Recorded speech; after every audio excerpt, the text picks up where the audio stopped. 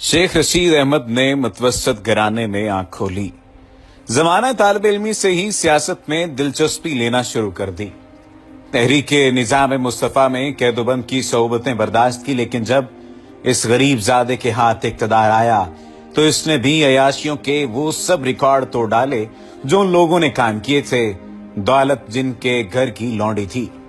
बॉलीवुड अदाकाराओं से लेकर इस्लामाबाद की मखसूस महफिलों को रंगीन बनाने वाली जिस्म फरोश किसी औरत का नाम उठाकर देख लीजिए, उसकी जिंदगी के किसी न किसी गोशे से आपको शेख रशीद झांकते नजर आएंगे। बात सिर्फ यहां तक रहती तो और बात थी। शेख साहब ने तो इक्तदार और रियासती कुव्वत भी अपने बदन की आग को ठंडा करने के लिए इस्तेमाल की। कोई मजबूर नौकरी लेने आई तो इज्जत गंवा बैठी, किसी को शादी का लालच और किसी से शादी करके मुकर गए। कहने को तो शेख रशीद भी सदाबहार सियासी कमारों में शामिल हैं, लेकिन शहनाज बेगम ने खुद को शेख रशीद की बीवी कहकर उनकी असलियत बेनकाब कर दी। शहनाज बेगम का कहना है कि उन्होंने मई 1996 में शरीयत मोहम्मदी और इस्लामी कवानीन के मुताबिक शेख रशीद अहमद से अमेरिका में निकाह किया, जो बाकायदा रजिस्टर किया गया। उनका यह भी कहना था कि मैं शादी के बाद तकरीबन 15 दिन तक शेख रशीद की रिहायशगाह I-10 3 स्ट्रीट 9 मकान नंबर 159 में मुकीम रही। उन्होंने शादी से कबल अपने भाई और बहन से इजाजत ली। शहनाज ने कहा कि शेख रशीद के भाई और बहन कसम उठाकर बताएं, क्या ये सब कुछ ऐसे नहीं हुआ? शहनाज ने निहायत उलझे हुए लहजे में बताया कि मैं तो शेख रशीद के जिस्म पर निशानात तक की तफसील तक बता सकती हूं। ये तफसील एक बीवी के अलावा और कोई नहीं जानता।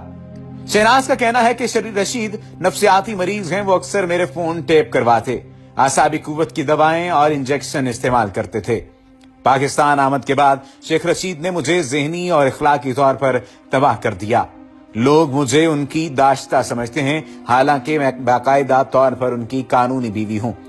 शहनाज कहती हैं कि शेख रशीद की घटिया तबीयत का अंदाजा इस बात से लगाया जा सकता है कि उन्होंने मुझे कई बार शहबाज शरीफ के आगे पेश करने की कोशिश की, जो मैं कुव्वत इरादी से टाल गई। दरअसल खुद शेख रशीद कहते हैं कि दौरान तालीम कॉलेज के लड़के मुझसे ज्यादती करते रहे, अब मैं उनकी बहनों से ज्यादती करके इंतकाम ले रहा हूं। शहनाज कहती हैं कि मैं रशीद को समझाती रही कि सब फजूल और घटिया बातें हैं, लेकिन वो बजाय समझने के उल्टा रोना शुरू कर देते। शहनाज शेख रशीद की जिंदगी के घिनौने किरदार से पर्दा उठाते हुए कहती हैं कि लातादाद खवातीन इस भेड़िए के जुल्म का शिकार हो गईं। खास तौर पर मुझे वो तालबा कभी नहीं भूलेगी जिसको सिर्फ दाखिले के हुसूल के लिए शेख रशीद की जिस्मानी हवस की तस्कीन करना पड़ी। शहनाज बेगम ने तो जुर्रत का मुजाहरा करके अपने हक की खातिर आवाज बुलंद की। उनके साथ तो मारूफ वकील हबीब वहाब अल खैरी और पाकिस्तान अवामी तहरीक के सरबराह जनाब डॉक्टर ताहिरुल कादरी भी खम ठोंक कर मैदान में आ गए, लेकिन अनगिनत जख्म खोरदा औरतें ऐसी भी हैं जो शहनाज जैसी हिम्मत नहीं रखती और ना ही अपनी वजह से अपने खानदान को मजीद रुसवाई में धकेलना चाहती हैं। शेख रशीद जिन दिनों वजीर सकाफत हुआ करते थे, तब उनकी पांचों घी में और सर कड़ाही में होता था। जिस अदाकारा पर शेख रशीद की नजरें करम पड़ जाती, वो मुल्क की सबसे बड़ी अदाकारा समझी जाने लगती। जो हसीन चेहरा शेख की रात रंगीन बना देता, सबसे मकबूल तरीन चेहरा बन जाता, और जो इनकारी होता उसे जलीलो खार कर दिया जाता। इस तरह का एक वाकया मारूफ अदाकारा अंजुमन के साथ पेश आया। हुआ यूं कि अंजुमन को शेख रशीद की जानिब से दावतनामा मिला, जिसमें खुशखबरी सुनाई गई कि आपको नेफ्डेक अवार्ड दिया जा रहा है।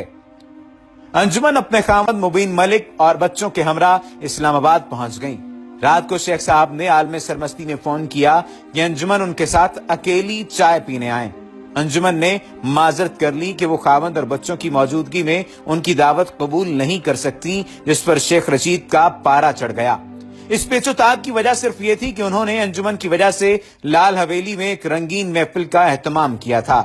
शेख साहब बार बार अंजुमन को फोन करते और अंजुमन बार बार उनसे माजरत करती। तंग आकर शेख साहब ने रीमा को तलब कर लिया, जो शायद ऐसे ही किसी मौके के इंतजार में थी। रीमा ने हवेली की शराबो शबाब की महफिल को 4 चांद लगा दिए। अगले रोज जब नेफ्डेक अवार्ड का ऐलान किया गया तो इनाम की हकदार अंजुमन की बजाय रीमा करार पाई, और यूं शेख रशीद की चाय की दावत शुक्राने का अंजुमन को खुमियाजा भुगतना पड़ा। लाल हवेली की भी एक अपनी तारीख है। क़याम पाकिस्तान से कबल ये एक हिंदू नायिका बुद्धू भाई की मलकियत हुआ करती थी। तकसीम के बाद बुद्धू भाई तो यहां से कूच कर गईं, लेकिन शेख साहब ने हवेली की तारीखी रिवायात बरकरार रखते हुए महफिल नाओनोश और साजो आवाज का सिलसिला बरकरार रखा। इस हवाले से शेख रशीद को तारीख से मोहब्बत करने वाला करार दिया जा सकता है। मज़कूरा तकरीब में रीमा ने अपने नाजो अदा और फनी महारत से शेख रशीद पर जादू कर दिया। नेफ्डेक अवार्ड की तकरीब में जब रीमा शेख साहिबा से अवार्ड वसूल करने स्टेज पर आई तो उस वक्त साजिंदों ने बैकग्राउंड में शादी की धुन बजाना शुरू कर दी। अल्लाह जन्नत नसीब करे दिलदार परवेज भट्टी मरहूम को, जो प्रोग्राम को कंडक्ट कर रहे थे। मौका की नजाकत को बांटते हुए ये गिरा लगाकर बात चुटकियों में उड़ा दी कि शेख साहब बुरा न मनाइएगा, ये साजिंदे भी एजेंसियों के कारिंदे हैं। शेख रशीद और रीमा की मोहब्बत के तस्करे इतने आम हुए कि एक रोज रीमा ने बेखुदी के आलम में कह दिया कि शेख साहब ने शादी की ऑफर की थी, लेकिन बात आगे ना बढ़ सकी। वाकिफाने हाल तो यहां तक कहते हैं कि शेख रशीद ने रीमा की मां को हाथ जोड़कर मिन्नत समाजत की थी कि उसे अपनी फर्जंदी में ले लिया जाए, लेकिन बेटी के खूबसूरत बदन की कमाई खाने वाली उस हवाजादी ने खालिस्तन कारोबारी अंदाज में जवाब दिया कि रीमा अब भी तुम्हारे साथ बीवियों से बढ़कर वक्त गुजारती है, तुम्हें शादी की क्या जरूरत है। शेख रशीद रीमा से इश्क में इस हद तक चले गए थे कि एक एक रात में 2-2 लाख रुपए वार देते थे। अय्याशी के लिए उन्होंने रकम कौन सी अपनी जेब से अदा करना होती थी, सरकारी खाते इसी काम के लिए इस्तेमाल होते थे। 13 जुलाई 1993 को उन्होंने 2 लाख रुपए की अदायगी की और यह रकम घी कारपोरेशन के अकाउंट से चेक नंबर 82447124 के जरिए की गई। यह चेक रीमा जी ने यूनाइटेड बैंक की दयाल सिंह ब्रांच से कैश करवाया। शेख रशीद की इसी किस्म की हरकतों से नवाज शरीफ भी तंग आ चुके थे। वो इस हद तक बेबाक हो चुके थे कि उनकी मौजूदगी की परवाह किए बगैर पंवरे की मानद कलियों से अटखेलना शुरू कर देते।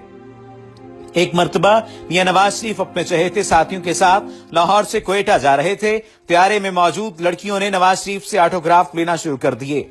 नौखेज हुस्न को देखकर शेख रशीद ललचाने लग गए और बेकाबू हो गए। उन्होंने अपना ऑटोग्राफ लेने वाली लड़कियों को घेर लिया और हंसी मजाक शुरू कर दिया। हर लड़की के पास जाते, उससे अपना टेलीफोन नंबर देते। लड़कियों ने जवाबन उन्हें सख्त सुस्त कहा और उन्हें रीमा तक महदूद रहने की हिदायत की।